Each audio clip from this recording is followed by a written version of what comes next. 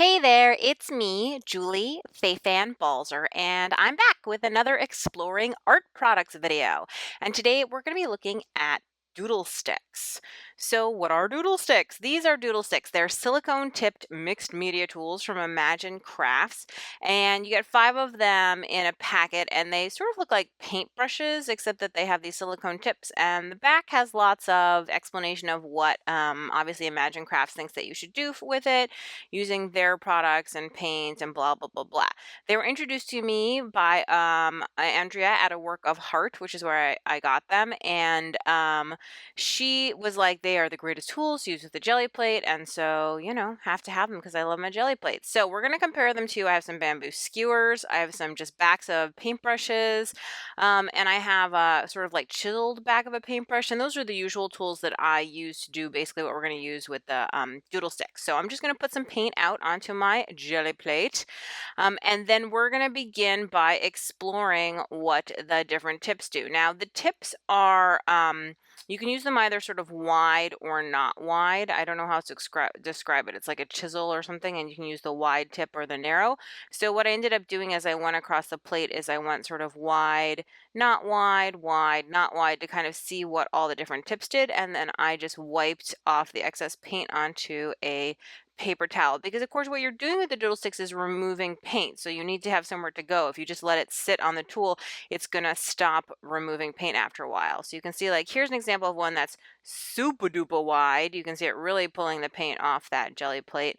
But it's really up to you, how you want to use it. Wide, narrow, whatever works for you. So I'm just going to go ahead and use them, and then I'm going to grab my skewers. And by the way, I should note that the skewers are covered in paint, so the tip is not sharp, so I'm not actually poking into my jelly plate at all.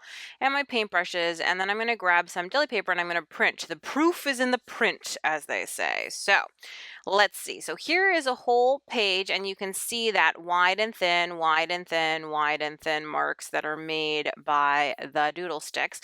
And then you can also see the paintbrushes down there. And you know what? There isn't a big difference. There just isn't.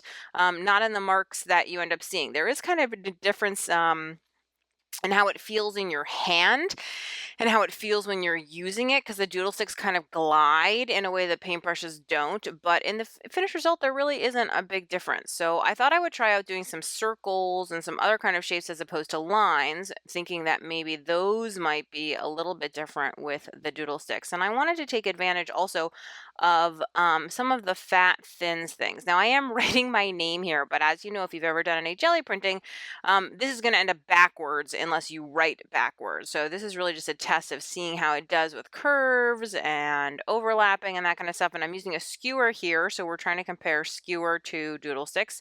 I think I used the back of a paintbrush a little bit too, just to see what happens.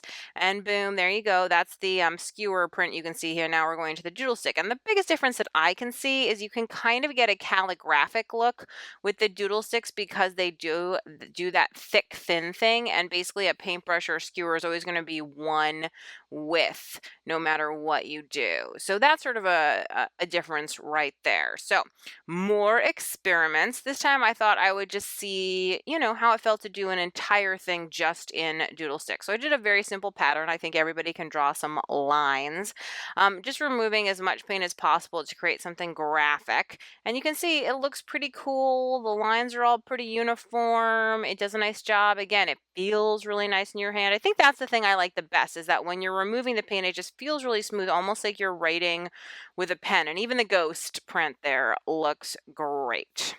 So next up, I thought I would try something a little more complicated, and I thought I would actually take the Doodle Sticks and do what the name sort of says and doodle, like actually draw something. So I decided to go for a face to see what I could do with it, and find out what happened. And I think I'm having a little trouble. I can see it here. I don't think I realized it at the time, where I haven't really wiped off the stick until all the way now, which means I'm probably not removing as much paint as I thought I was, but who knows? But again, they feel so much like a pen or something that it actually makes it really kind of fun and easy to just go ahead and doodle with them. But again, the proof is in the print. So let's see how the print turns out. bleh. I think it was the paint color here. I think a darker paint color, you'd be able to see that print a little bit more, but right now, for some reason, that green on the white, you're just not seeing a lot of definition in the image. I thought maybe the ghost you might see a little bit more, and it's there. I mean, I can see what I did, but it's just the paint color isn't quite right. So, this stuff happens.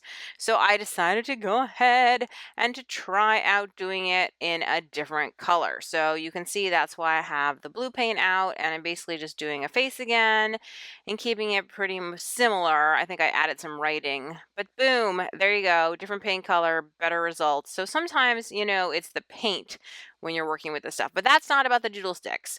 But again, you can see I was able to scrape away the paint. The lighter blue areas are where paint was scraped away. The darker blue areas is where the paint remains. And of course, we can get a ghosty ghost off of this one as well. And there she is. She's so lovely. But these clean up really easily with just a baby wipe, as you saw there. Even when the paint is dry, the tips are super flexible because again, it's silicone. These are not something I would ever tell you is necessary, but I'm super glad that I brought mine home. I think they're really fun. I think they're a great tool if you are a jelly print person or a jelly print addict like I am. And I'm definitely excited to have mine. I think you can get the same effect with a lot of other things, but these are, they're relatively inexpensive. They're under $20. You get 5 tools. I think they're a good buy. So I'm going to give them a thumbs up. If you have some, I'd love to know what you use them for besides jelly printing. And do, of course, visit my blog at balzerdesigns.com. Thanks so much.